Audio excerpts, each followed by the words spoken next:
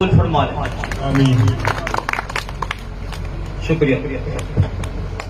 बहुत बहुत शुक्रिया आपका नातिक साहब। अब मैं इंतजार खत्म हुआ और अब जो शख्सियत हमारे बीच है, मुख्य अतिथि, जिनके लिए आप यहाँ आए हो, इतनी सर्दी में इतने ठंड में डटे हुए हो, और हमारे बीच में हमारे मुख्य अतिथि बड़े भाई हर्ष चिकारा जी। अब मैं उनसे निवेदन करूंगा कि वो अपनी बात को रखें और सभी से निवेदन करूंगा कि तालियों के साथ, जोरदार तालियों के साथ इनका स्वागत करें।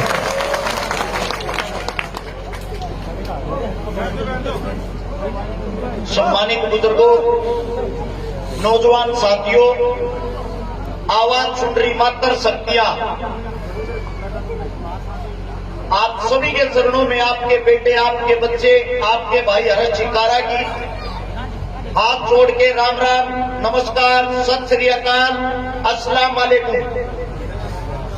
मेरी आप सबसे एक विनती है, कोई भी जब तक मैं बोलूं एक तो ताली नहीं बजाएगा, एक मेरी बात को समझने की कोशिश करेगा। पहले तो मैं आप लोगों को बता दूं, हो सकता है मेरे सम्मानित बुजुर्ग मेरे को नहीं जानते हो, आपके बच्चे, आपके बेटे ने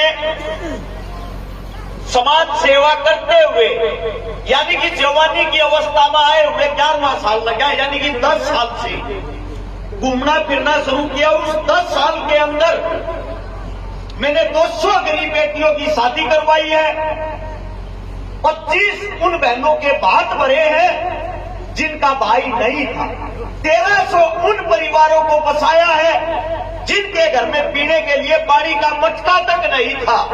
124 से 25 आंदोलन सरकार के खिलाफ अपने हक के लिए लड़े हैं। लगभग 27 करोड़ रुपए की नगद मदद की है। और मैं आप लोगों को बताता हूं, ये हिंदू मुसलमान ये चीजें मेरे को तो पता ही नहीं, कहां से आई, कैसे आई, क्यों आ रही है। सरकारें आप लोगों का मूर्ख बनाती है, अपना वोट बैंक बनाती है। आपके क्या आज तक कोई हिंदू मुसलमान करने वाला काम आया? आज तक क्या किसी एक भी नेता ने आपके बीच आके, हिंदू मुसलमान करने वाले नेता ने आपके बीच आके किसी गरीब की मदद की? नहीं ना। फिर आप लोग क्यों मूर्ख बन रहे हो? सबसे पहले आप लोगों को बताता हूं, मैं खाली बातें नहीं करता। जो मेरे साथ में मेरा भाई खड़ा दानी, ये जो मदद में आप लोगों को गिनवा रहा हूं, उस हर एक मदद में पिछले 5 साल से ये मेरा भाई मेरे साथ है। सबसे पहले पुलवामा जो हमला हुआ था, उसके दौरान शहीदों की याद में हमने कुश्ती दंगल करवाया था, जिसमें विश्व के बाहर देश के भी पहलवान आए थे। उसमें मेरा भाई मेरे साथ था। रही मददों की बात, बहन बेटियों की बात, गोवाना के पास 2 गरीब हमारी मुसलमान समाज की बहनें, ना तो उनका भाई था ना पिता था, एक रिक्शा में बैठ के बूढ़ी औरत आती है, बेटा सिर्फ आपसे उम्मीद है, मेरे घर के अंदर आने से डर रही। मैंने उनको देखा, मैं बोला माता जी अंदर तो आजा, चाय पानी तो पी ले। उसका पहला ही जवाब ये था, बेटा मैं जाति से मुस्लिम हूं। मैं बोला फिर क्या हुआ? मैं आपको माता जी कह रहा हूं तो आप मेरी माँ हो, अंदर आओ। जबरदस्ती उसको अंदर लेके आया। मैंने उसको 15 मिनट बैठाया। 15 मिनट के बाद उसके अंदर का डर निकला। फिर उसके 1 हफ्ते के बाद जब मैं उनके घर गया, उनके पाटने पर उस बहन का भाई बन के खड़ा हुआ, उन दोनों बहनों का कन्यादान किया। उन दोनों बहनों का आपकी जुबान में बोले तो निकाह, हमारी जुबान में बोले तो शादी करवाई। तब उसकी माता जी की आंखों में जो खुशी के आंसू थे। बेटा मैं तो इसलिए डर रही थी क्योंकि जो आपका समाज, आप हिंदू समाज से आते हो, मैं एक मुसलमान समाज से आती हूँ। हम हर रोज ये टीवी देखते हैं, ये खबरें सुनते हैं। इन खबरों के कारण हमारे को डर लगने लग गया है इन चीजों से। सच्चाई तो ये है, हिंद के 2 बेटे, हिंदू और मुसलमान, सबसे ताकतवर बेटे हैं, लेकिन मूर्ख वे हैं जो अपने आप को एक दूसरे का दुश्मन समझते हैं। मैं गारंटी देता हूं, आप किसी नेता का भाषण मत सुनो, आप टीवी मत देखो। अगर कहीं भी हिंदू मुसलमानों के बीच झगड़ा हो, मैं ये कहता हूं सरेआम चौक के बीच मेरे को जूत मारना आके, कहीं भी कोई भी लड़ाई नहीं है। दूसरी बात, हमें एक दूसरे से सीखना चाहिए। हम एक ऐसे प्रांगण में खड़े हैं, एक हत्यारा बाहर देश का जिसका नाम था तैमूर, अफगानिस्तान से हमारे हिंदुस्तान को लूटने के लिए आया था 1398 में। और जिस सरजमी पर मैं आज हाल फिलहाल खड़ा हूं, यहीं से एक बहादुर सेनापति था जिसको महाबली भीम का दर्जा दिया गया है, जोगराज सिंह गुज्जर। मैं आप लोगों को बताता हूं, जब तैमूर हिंदुस्तान को लूटने के लिए आया, सबसे पहले उसने शुरुआत पाकिस्तान से, पाकिस्तान को लूट के पानीपत के रास्ते से दिल्ली आया। दिल्ली के अंदर जगह का नाम है लोनी बॉर्डर। 1 लाख आदमियों को काट के उनके लाश का ढेर बना के उनके ऊपर बैठ के उन्होंने चाय पी, अपने चाय नाश्ता किया 1 लाख आदमियों को मार के। जिनको वो गाजर मूली की तरह काट रहा था, उसके अंदर ना तो उसने ये देखा कौन जाट है, कौन राजपूत है, कौन बानिया है, कौन हिंदू है, कौन मुसलमान है। अगर वो किसी का शव काट रहा था, सिर्फ हिंदुस्तानियों का शव। उस वक्त मेरठ के पास 2 घर, एक जगह का नाम है जहां के हमारे राजा थे देवपाल। देवपाल ने सेना को बुलाया और सारे गांवों में, खाप पंचायतों में खबर भिजवा दी, पंचायती झंडे के नीचे सब इकट्ठे हो, एक हत्यारा आतंक मचा रहा, हमें कैसे भी उसको रोक के हिंदुस्तान को बचाना है। वहां पे सेना इकट्ठी होती है, जिसका सबसे मुख्य सेनापति बनाया जाता है जोगराज सिंह गुज्जर को, जिसकी 7 फुट 9 इंच हाइट, 320 किलो वजन, एक ताकतवर कर्मचारी सेनापति हमारे बीच में भीम की तरह खड़ा हुआ था। उसके साथ में जो उप सेनापति थे, हरवीर गुड़िया जाट हरियाणा से, बादड़ी से। उसके बाद जो तीसरा सेनापति था दुल्ला वाल्मीकि हासी से। इन तीनों की जिम्मेदारी थी अपने हरेक समाज के भाई बहनों को इकट्ठा करो और उसको कैसे न कैसे करके रोकना है।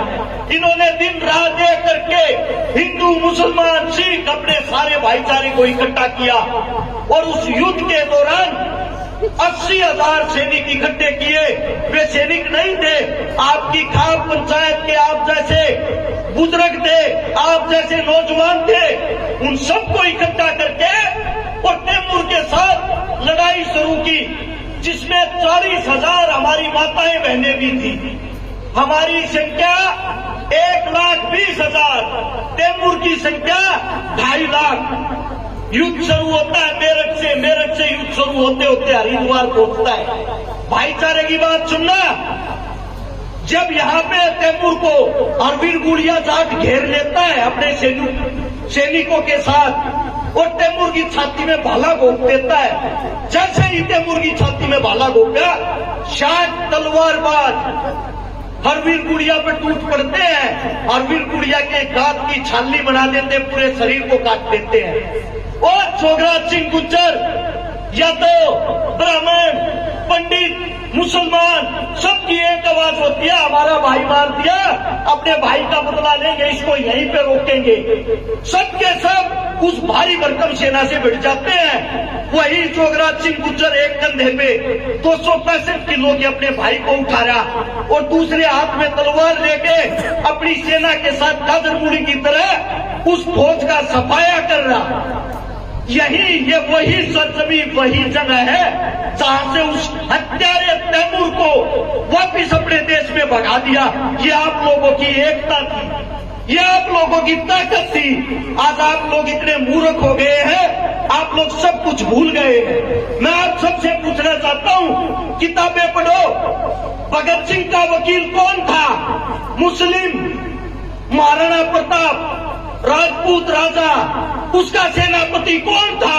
मुस्लिम। आप किताबें तो पढ़ते नहीं, हिंदू मुसलमान में घुसे हुए हो। अरे मूर्खों, आंख खोलो, उसको देखो जो हमारे देश का प्रधानमंत्री बना बैठा है नरेंद्र मोदी, उसकी जाति क्या है? क्या किसी को पता है? एक बार उसकी जाति सर्च करके देखो गूगल पे अपने फोन में।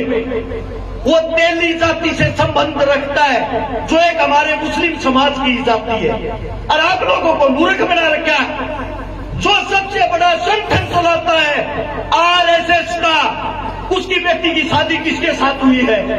मुस्लिम के साथ। मैं आप लोगों से ये पूछना चाहता हूं, ये नेता आप लोगों को मूर्ख बना के लगा बिठा के अपनी लड़कियों की शादियां क्यों आपस में करवाते हैं? इनके लिए हिंदू मुस्लिम नहीं है क्या? अभी अभी हमारे यहाँ सोनाक्षी सिन्हा, सब जानते होंगे, जिसके घर का नाम है रामायण, उसने शादी की है मुस्लिम समाज के एक बेटे के साथ। क्यों? क्योंकि उसको अपना भविष्य देखना, उसको हिंदू मुसलमान से कोई फर्क नहीं पड़ता। फर्क पड़ता आप लोगों को, आप जैसे गरीबों को। ऐसे ही पिटते रहो, कटते रहो। आप लोग आगे क्यों नहीं बढ़ पाए हो? क्योंकि आप इस जाति के कीड़े से बाहर नहीं निकल पाए हो। मैं गारंटी देता हूं, वैज्ञानिकों का कहना है, हम पुरानी से पुरानी लाश देखकर, कंकाल देखकर ये बता सकते हैं किसका रंग गोरा था कि काला। मरने वाले की उम्र 20 साल थी या 50 साल, इसका कद 5 फुट था या 6 फुट, इसका ब्लड ग्रुप कौन सा था, ये बातें बता सकते हैं वैज्ञानिक। लेकिन कंकाल को देख के ये आज तक नहीं पता लगा मरने वाले की जाति क्या थी। ये जाति बनाई किन लोगों ने? आप लोगों ने। आप लोगों ने। हमारी जो जातियां हैं, हमारा जो धर्म है, ऐसा कौन सा धर्म है मेरे को ये बता दो जो आप लोगों को ये सिखाता है कि अपने धर्म का सम्मान करे, दूसरे के धर्म का अपमान करे? ऐसा कोई धर्म नहीं है। और एक किसी व्यक्ति विशेष के कारण हम पूरे धर्म को बदनाम नहीं कर सकते। आप सबसे मेरी गुजारिश है, आप सबसे मेरी विनती है, अपने गांव का यथार्थ देख लो। अपने गांव के अंदर तुम सारे एकता बना लो, सर्व जाति के अंदर एकता बना लो। अगर कोई भी नेता आपके बीच आके जातिवाद की बात करता है, जातिवाद का भाषण देता है, उसको तुरंत पकड़े और गांव से बाहर निकाले। अपनी राजनीति बाहर जाके करना, हमारे बीच नहीं।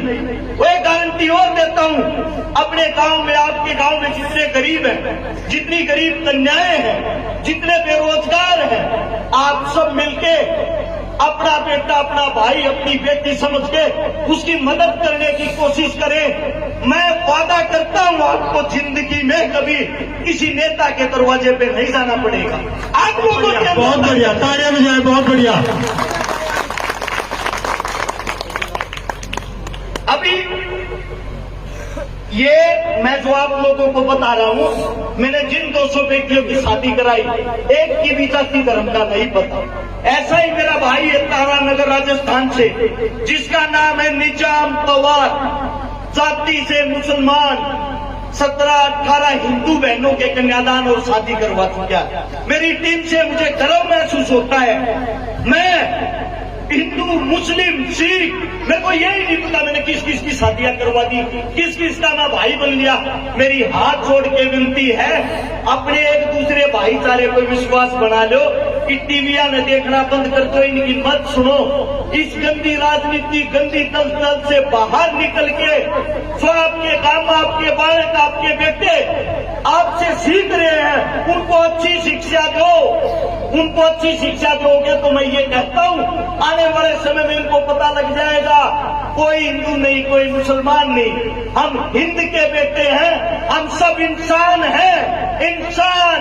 इंसान ही इंसान के काम आता है। क्या कभी आप लोगों ने जब हॉस्पिटल में आप तड़पते हो, आप मरते हो, आपको रक्त की, खून की जरूरत हो, उस खून वाले से पूछा जो आपको खून देता है, बेटा आपकी क्या मेरे वाली जाति है?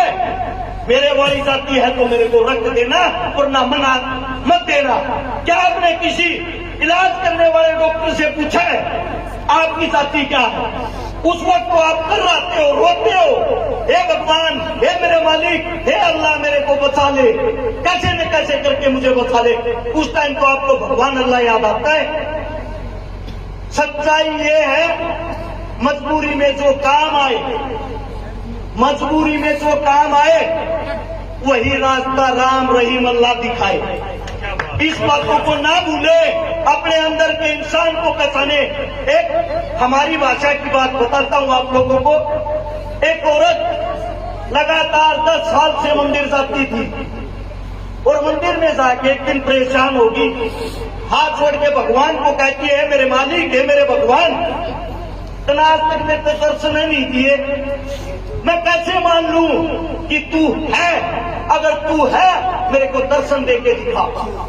ऊपर से आवाज सुनाई देती है उस औरत को, बेटा तेरे अंदर बोले कौन? जिसको यहां ढूंढ रही कहीं वही सजन तो ना हो।